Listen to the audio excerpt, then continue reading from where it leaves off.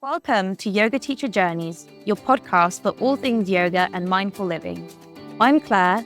And I'm Bianca, and we're two yoga teachers sharing the insights and wisdom we've picked up along our journey so far. Whether you're thinking about teacher training or exploring yoga as a way of life, join us weekly for inspiring conversations. Let's go on this journey together. Oh, hello, welcome. Episode 12. I know, 12. So amazing, isn't it? How did we get here? I say this every time, I think. I'm proud of us. I think we should celebrate 12 episodes. We're in double digits now. I know. It's amazing. Last year, did you ever think you would have a podcast? Absolutely not. Never crossed my mind. No, exactly. And now look at us. We've got a YouTube channel and everything. Amazing. Yeah. And I'm so excited about all the topics we're covering. And every time I go over the previous episode, it's like a couple of weeks back and going through it again. I'm like, oh, this is so amazing. So yeah, today we're talking about karma.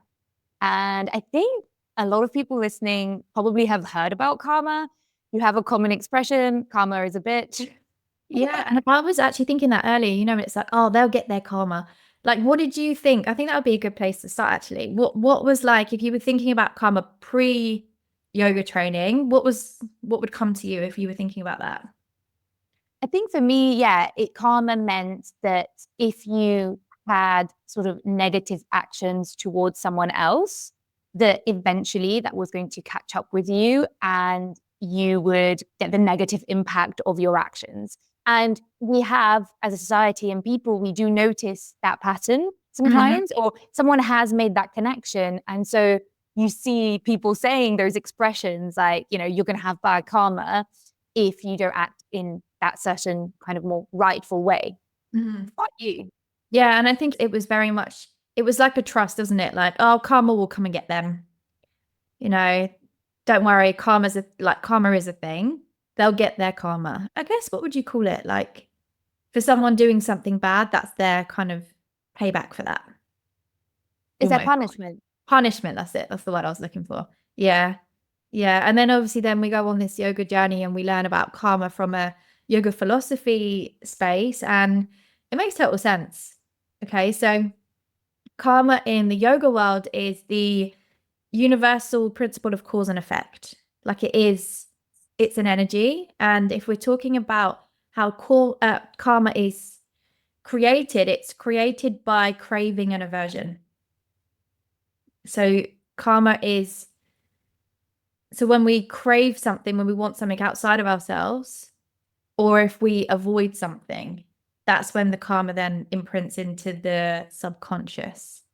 But we've got so much to say. Let's talk about karma. Let's talk about karma. Well, I had a little look again in terms of refreshing my memory, and there seems to be sort of 4 principles around this particular topic when I was looking at it again. So maybe I can just talk through the 4 as a highlight and we can dive into what speaks the most to us. But I suppose one of the aspects of some of the teachings is around sort of actions and duty.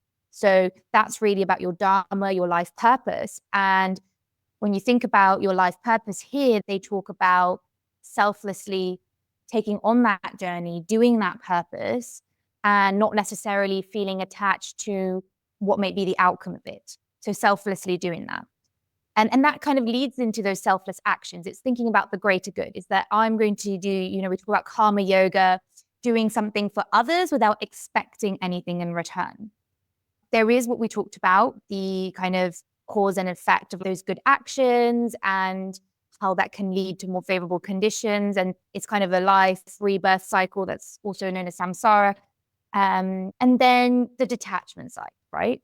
So it helps you reduce that suffering, reduce the anxiety, be more peaceful by detaching from any expected outcome. But I think at the end of the day, there are a few nice principles there. So it's all about what is your intention in your actions. Having that sense of duty in life is great because it just gets you up in the morning. It's like, this is my purpose. And that really helps us through life.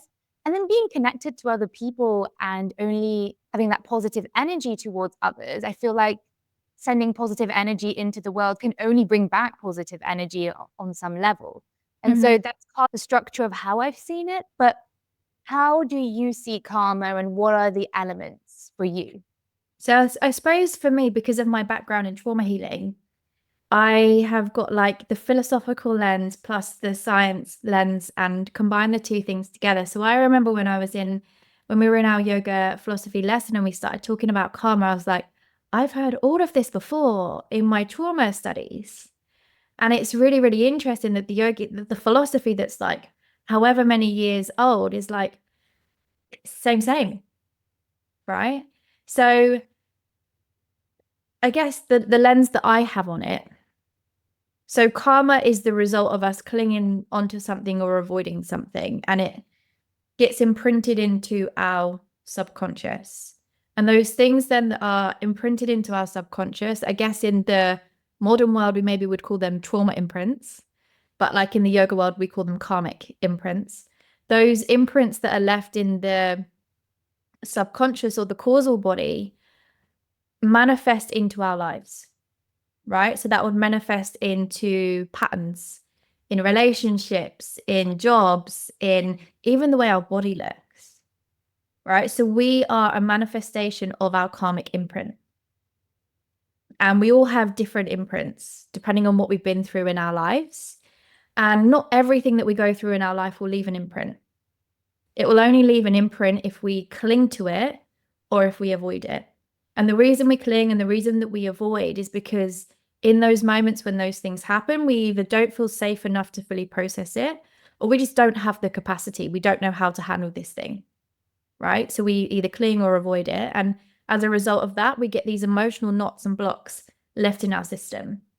And then we will be playing out these patterns nonstop until we look at these. No, I guess, when you come to maybe yoga class or you start therapy, like the reason you started probably doing something like this is because you've recognized that there's a pattern that's not serving you. And those patterns will be the result of these karmic imprints or these trauma imprints, whatever you want to call them. And I did just want to say, like, this can be quite a triggering topic. I think it can be quite confronting when you recognize that these patterns and the way that we are living our life is very much a reflection of the energy within our body. And it's like, oh, wow. Okay. When you kind of wake up to that, like it can be quite a lot. So if anything comes up, feel free to get in touch with us. Like we'd love to chat these things through. It's really interesting. It's really, really interesting. So for me, it's karma stored in the unconscious. So it's not something that we would have awareness of. The awareness comes from the self-inquiry, which happens through yoga practice. Okay, so when we practice yoga, we can start to understand our patterns. We can start to understand ourselves. And once we do that, we can start lessening the grip onto those things. Because if we don't, this is just going to manifest into our future. Our karma will manifest into our future if we don't look at it, which I think is like, wow. And what is really, really amazing is that we have the power to change it. And I think if you think about it, modern asana practice has probably all been created with burning karma in mind. If you think about a sun salutation, the reason we're doing that is to build heat in the body to try and purify and to try and cleanse.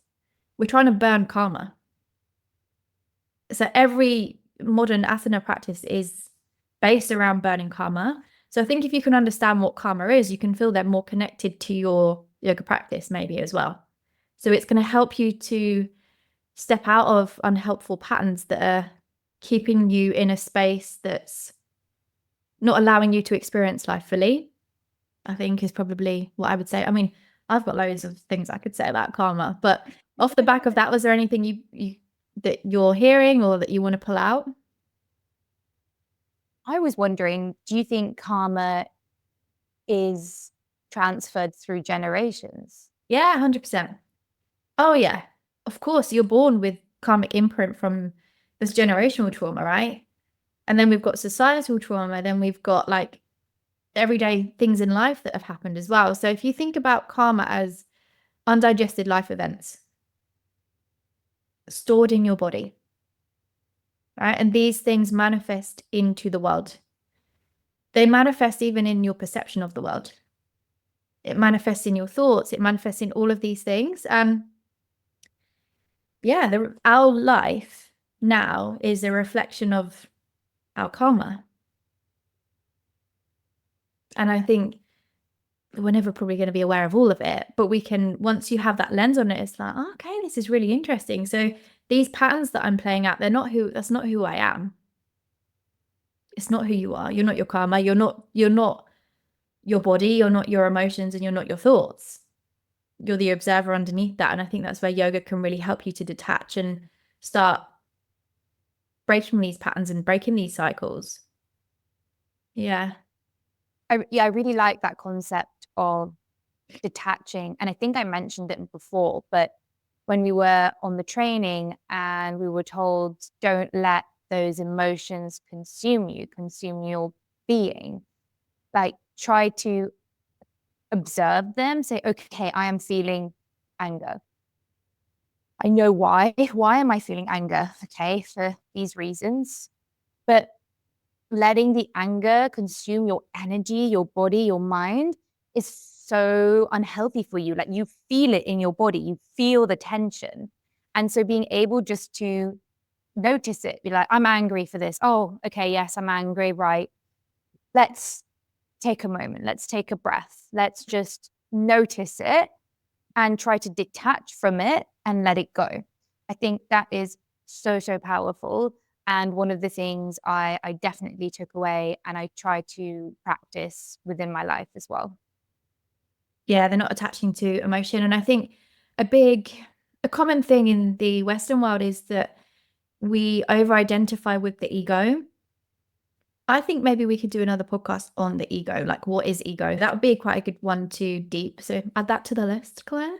I think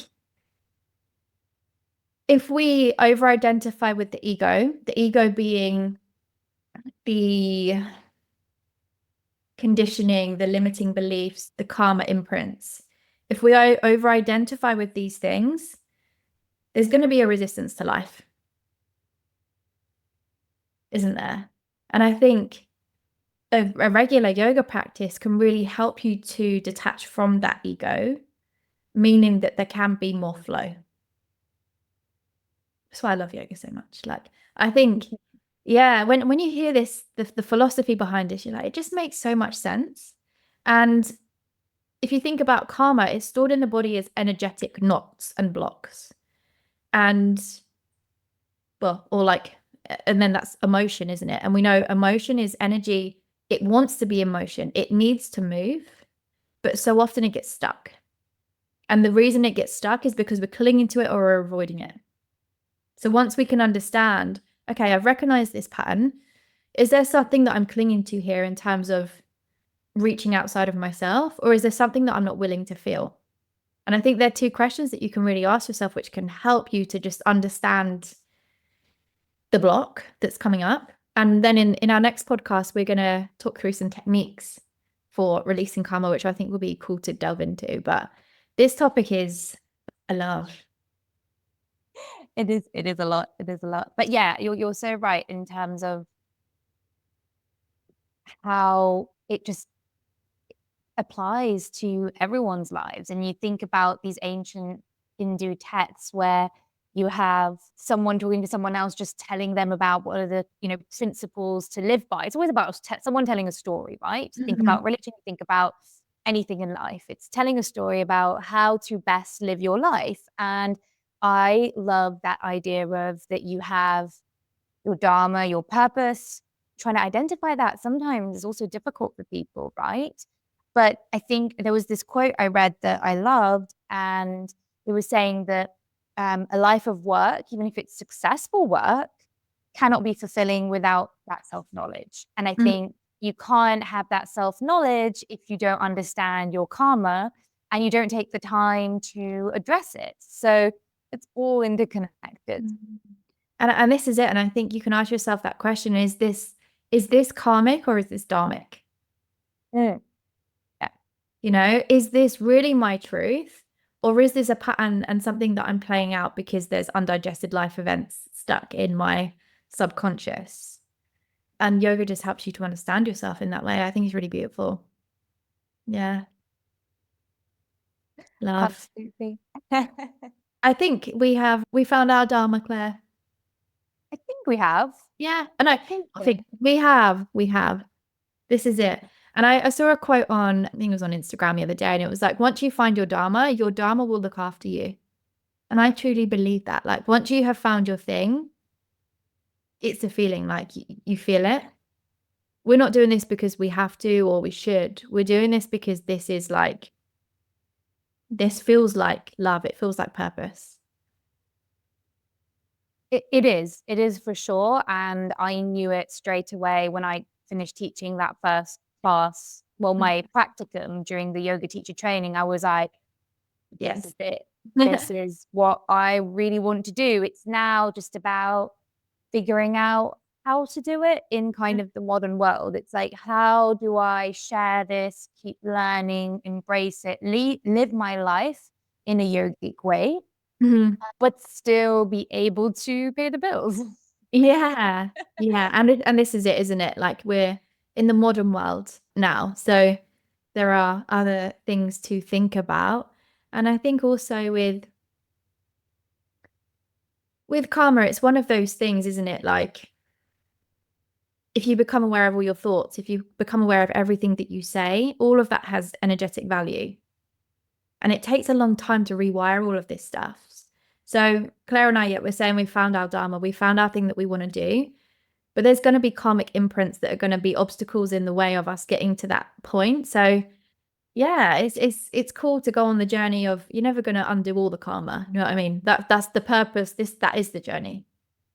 Absolutely. I think it's oversaid, enjoying that journey and how you live your daily life is also the most important. You want that direction for sure. But there's another thing, actually, I don't think we've spoken about is the power of manifestation and journaling and really trying to visualize and feel those emotion of what you truly want and really putting that energy out there again with your intention and setting that intention. We talk a lot about setting the intention at the beginning of a yoga class, and sometimes people might not quite know what that means. But really setting that intention, what you truly desire, visualizing that, that truly does send that energy out into the universe and helps you attain that. And I think my friend for my birthday, she got me this manifestation journal, daily journal that I've been doing since the month of August. And so it's now November. And I've definitely noticed that some of the things that have been manifesting have been happening and it's slowly happening. And so every day I write my manifesto of the things I truly want and need and try and visualize it and take a moment at the end of the day to reflect on that. And that's just so powerful. And I think that's also kind of interlinked with the karma. Yeah, yeah, yeah. This is it. It's cool. It's cool. And I love that it's so many hundreds of years old, like there's so many texts and so many principles and so many different schools of teachings that talk about karma. Yeah. And karma yoga being like a type of yoga as well. How would you Again, describe that? Like karma yoga, basically, I mean, if we're going to be just like upfront, basically you're teaching yoga for free. that's one way of looking at it. Like if we're just going to be, that's what it is. You're gifting, you're giving back, and in you doing so, that's your karma. But I think you also need to think about yoga in the broader sense, like yoga as big yoga, big Y yoga, not just yoga. And I think that's where yes, it's giving back, doing something selflessly without expecting anything in return is the karma yoga. Now, that could be anything that's linked to perhaps your dharma, so your life purpose. So whatever it is that you're doing, it's stop being obsessed with what you think the outcome should be, and again enjoy the process Yeah. of being present and really focusing on whatever it is that you're doing in that moment and feeling the satisfaction of that selflessness, that you're doing it for the greater good, you're doing it for others. And the selflessness, again, also helps us as human beings to feel that positive energy, that feeling of connecting with others, that there is something bigger than us. And it helps us detach perhaps also from the ego a little bit. And it's very powerful. Yeah, and I think it takes away from the world that we live in. The capitalism is a thing, right? So quite often things are transactional. Yeah. When we're talking about karma yoga, we're just removing that and we're doing it from love. And we need more love in the world. We definitely need more of that. And I think it can, like what I was saying earlier, like it can be taken the wrong way. I think there probably are quite a lot of yoga schools or things that just take the pee a little bit with the karma yoga. Definitely. So I think we have to, we're yoga teachers and we want to give and we want this karma yoga, whatever, but we're also living in the modern world. So it's finding that balance between the two, isn't it? It is a balance to strike. And also, we can't give that energy if we also don't have all the kind of basic things that we need as well. It's like if you are stressed out, burnt out as a yoga teacher because you're trying to teach as many classes as possible back to back all day long, you are not going to be able to show up in the way that you need to be. And that's because you don't get paid enough for a class. And it's kind of that cycle of things. So, I was really just even thinking about this today, how we're trying to create more of a community of teachers in Budapest, especially the teachers who are not Hungarian, so the expats. And none of them teach yoga full time. They all have other jobs, day jobs. And then they teach yoga in the evening or at the weekends as something for themselves, or it's not their main source of income because you can't make it work physically. It's just not possible, unfortunately. Yeah.